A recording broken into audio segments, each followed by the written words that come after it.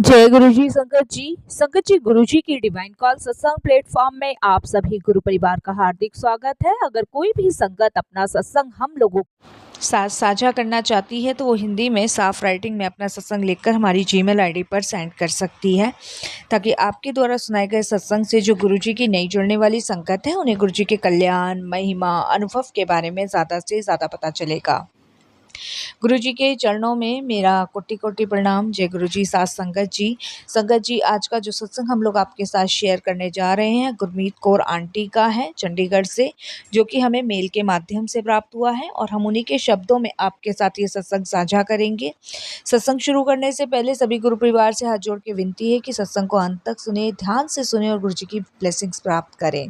संगत जी, अगर आपको सत्संग पसंद आए तो लाइक कीजिए, सब्सक्राइब कीजिए, ज़्यादा से ज़्यादा संगत में शेयर कीजिए, बेल आइकन दबाना बिल्कुल भी ना भूलिएगा। जब भी कोई लेटेस्ट सत्संग आएगा उसका नोटिफिकेशन सबसे पहले आपके पास आएगा। संगत जी, चलिए सुनते हैं गुरमीत कौर आंटी का सत्संग। जय गुरु जी संगत जी, ये मेरा नाम गुरमीत है और ये मेरा तीसरा शुक्राना सत्संग है जो कि मैं आपके साथ शेयर कर रही हूँ। संगत जी, सत्संग शेयर करने में कोई भी भूल चूक हो जाए, कैसी भी भूल चूक हो जाए तो माफ़ कीजिएगा। और सभी गुरु परिवार से भी मैं यही कहूँगी कि सत्संग करने में कोई भी गलती भूल चूक हो जाए तो नादान समझ के मुझे क्षमा कीजिएगा। संगत जी, सबसे पहले तो मैं गुरु जी के लिए 2 लाइन कहना चाहूँगी कि पूरी दुनिया मैंने देखी, इधर उधर मैं भटक ली, लेकिन मेरे गुरु जैसा गुरु नहीं मिला। संगत जी, मैं हर जगह गई, हर जगह मैंने कोई ऐसी जगह नहीं छोड़ी जहाँ मैंने दर्शन नहीं किए। मैं हर देवी देवता, गुरुद्वारे, सब जगह दर्शन करके आई, लेकिन जैसे मुझे गुरु मिले वैसे संगत जी कहीं नहीं मिले। मैं हमेशा संगत जी हर चीज़ के लिए भटकती रही, हर चीज़ के लिए, दुख के लिए, बीमारी के लिए, परेशानी के लिए, सब मैंने मंदिर, मस्जिद, गुरुद्वारे, हर जगह मैंने संगत जी माथा टेका, लेकिन संगत जी मैं अपने रोग से मुक्त नहीं हो पाई। संगत जी, मुझे एक जानलेवा बीमारी थी जो कि मेरी पूरी बॉडी में धीरे धीरे फैलती चली जा रही थी। संगत जी, ये जानलेवा बीमारी ऐसी थी कि मेरी बॉडी का जितना भी ब्लड था वो दूषित हो चुका था। पूरी बॉडी के ब्लड में इन्फेक्शन फैल गया था।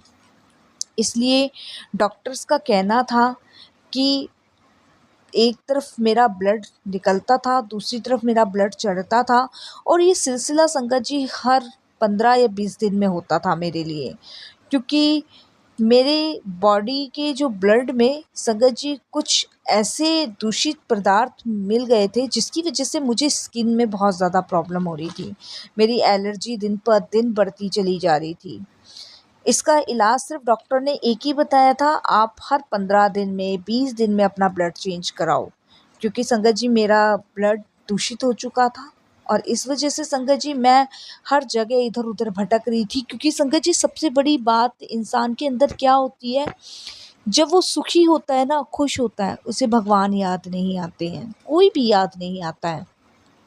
और जरा-सी संगत जी वो परेशानियों से घिर जाता है, उस समय उसे परमात्मा की याद आती है। वही मेरे साथ हुआ।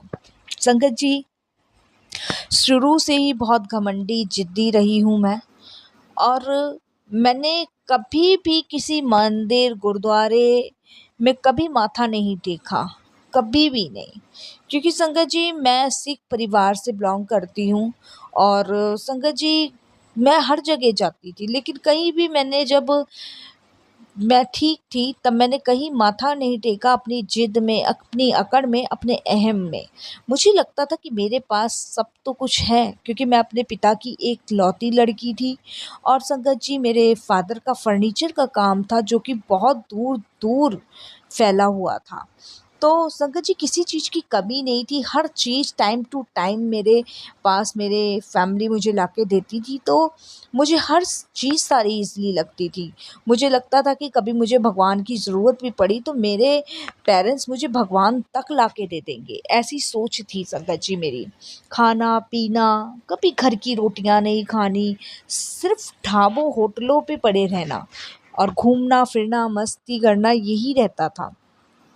वो समय मेरा निकल चुका जिस समय मुझे भगवान को याद करना था। उस समय मैंने खूब मौज मस्ती और खूब संगत जी मैंने अपनी लाइफ को एंजॉय किया।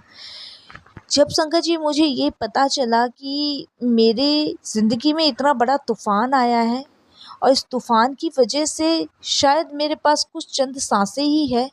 उस समय संगत जी मैंने मंदिर मस्जिदों के, गुरुद्वारों के, हर जगह की घंटियाँ बजानी शुरू कर दी, दरवाजे खटखटाने शुरू कर दिए, लेकिन कहीं से भी कोई भी संगत जी मुझे सफलता हासिल नहीं हुई। हर जगह से निराशा ही लगी।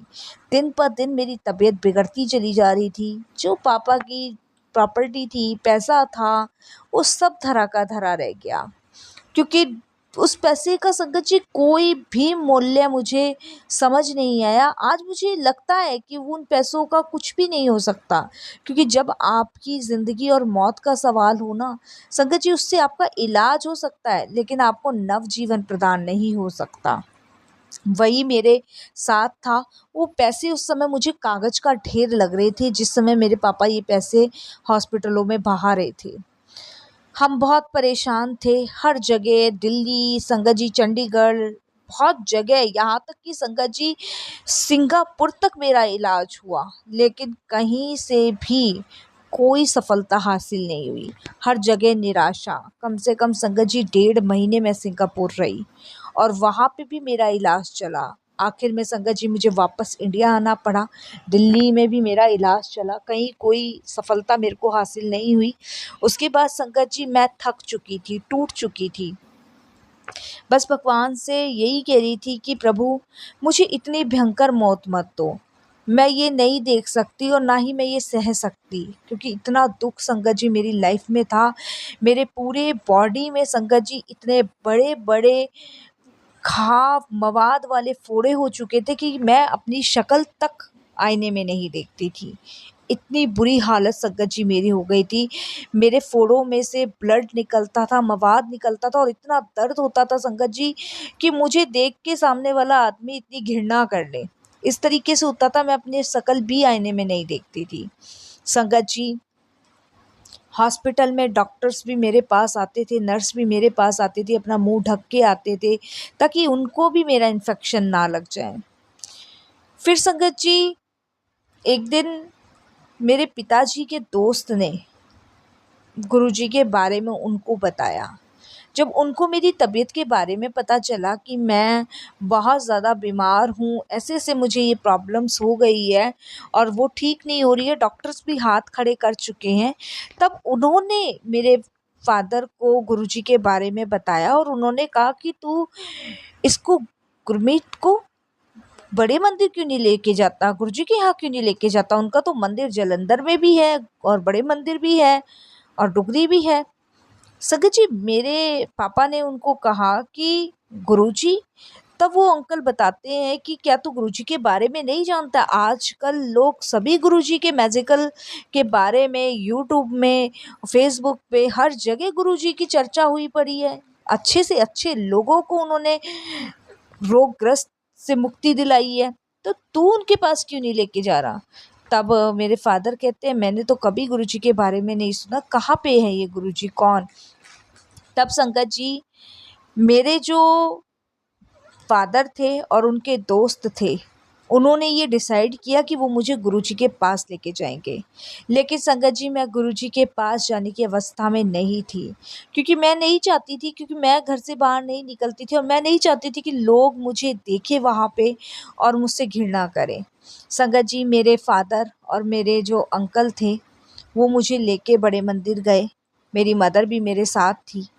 जब संगत जी वो मुझे बड़े मंदिर लेके गए तो मैं गाड़ी से बिल्कुल भी नहीं उतरी, क्योंकि संगत जी मैं अंदर नहीं जाना चाहती थी। मैं नहीं चाहती थी कि वहाँ लोग मुझे देखें और मुझसे घृणा करें।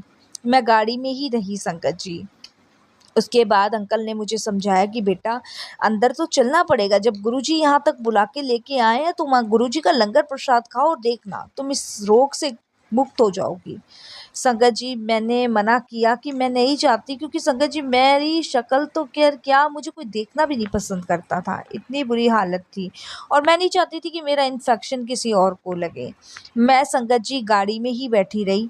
मेरे पापा और मेरे अंकल और मेरी मम्मी तीनों गुरुजी के पास गए, और अंकल ने कहा कि कोई बात नहीं, हम इसके लिए लंगर यहीं ले आएंगे, गुरुजी से अरदास करके, और लोटा भी ब्लेस करवा के लाएंगे। ये तीनों संगत जी दर्शन करने गए और मैं गाड़ी में ही बैठी रही। संगत जी गाड़ी पार्किंग में लग रही थी, और संगत जी इतने में ही एक सेवादार अंकल आते हैं। और जब वो सेवादार अंकल आते हैं तो संगत जी वो शीशा मेरा बाहर से खटखटाते हैं, और मैं शीशा नीचे करके अपने मुंह को ढक के पूछती हूँ, हाँ जी। तो वो कहते हैं कि आप दर्शन करने नहीं गए? तो मैं कहती हूँ नहीं, वो अंदर मम्मी पापा गए हैं। और तो वो कहते हैं आपने आंटी गाड़ी ना पार्किंग गलत जगह लगाई हुई है। तो मैंने कहा मेरे पास तो चाबी भी नहीं है, क्योंकि उस समय संगत जी हमारी पार्किंग इधर की साइड लगी हुई थी और उधर से उनको एक किसी को गाड़ी निकालनी थी। तब मैं उन अंकल को कहती हूँ कि अब आपको थोड़ा वेट करना पड़ेगा, वो दर्शन करें, उसके बाद मैं गाड़ी उधर को लगवा दूंगी। संगत जी इस तरीके से मैं बोलती हूँ, और संगत जी वो कहते कोई बात नहीं, आप बैठे रहो, और ये लो आंटी आप ना लंगर कर लो। इस तरीके से वो मुझे बोलते हैं। मैंने कहा लंगर कर लूं? हाँ आंटी ये प्रसाद है, आप इसको खा लो, आप अंदर नहीं गए, और ये गुरुजी की आज्ञा है कि आप प्रसाद खा लो। संगत जी प्रसाद ले लिया मैंने, और संगत जी उस समय मेरा बिल्कुल मन नहीं था खाने का। मैंने उस प्रसाद को लेके और अपने बगल वाली सीट पे रख दिया, और उसके बाद संगत जी मैं ऐसी बैठी रही, बस भगवान का नाम जपती रही, सिमरन करती रही, क्योंकि मैं अपने उन आखिरी पलों में खुश रहना चाहती थी। मैं नहीं चाहती थी इस परेशानी की वजह से मैं और दुखी हूँ। समय संगत जी ऐसे ही बीतता रहा, और संगत जी वो अंकल फिर से दोबारा से मेरे पास गाड़ी में आते हैं और फिर शीशा खटखटाते, कहते हैं आंटी आपने लंगर नहीं खाया? मैं थोड़ा सा एकदम से अचंभित हो जाती हूँ, और मैं सोचती हूँ लंगर के लिए। फिर मैंने कहा हाँ जी मैं अभी खा रही हूँ, भैया अभी 2 मिनट में मैं लंगर खा लेती हूँ। कि नहीं आप एक काम करो, आप एक तो भैया मत बोलो, यहाँ अंकल आंटी बोलते हैं, और आप इस लंगर को ख़त्म करो, मुझे ये प्लेट उठा के फेंकनी है। इस तरीके से उन्होंने संगत जी मुझे कहा। मैंने संगत जी वो गाड़ी में बैठ के ही लंगर किया, और उसके बाद वो अंकल बाकायदा मेरी प्लेट लेके गए, और उसके बाद वो मुझे नज़र नहीं आए, बिल्कुल भी नज़र नहीं आए। मैंने वो लंगर खाने के बाद संगत जी मेरे पेट को शांति मिली, क्योंकि हम लोग सुबह के निकले हुए थे, और करीबन संगत जी हम 6 साढ़े 6 बजे पहुँचे थे, तो भूख भी बहुत तेज़ लग रही थी। तो इस वजह से संगत जी मैंने वो लंगर किया। लंगर करने के बाद आधे पौने घंटे के बाद मम्मी पापा और अंकल आए, और संगत जी वो लंगर की प्लेट मेरे पास लेकर आए। और जब वो लंगर की प्लेट मेरे पास लेकर आए तो संगत जी उन्होंने मुझे लंगर दिया। तो मैं अपने पापा को कहती हूँ कि मैंने तो लंगर कर लिया, एक अंकल आए थे और वो मुझे लंगर दे के चले गए।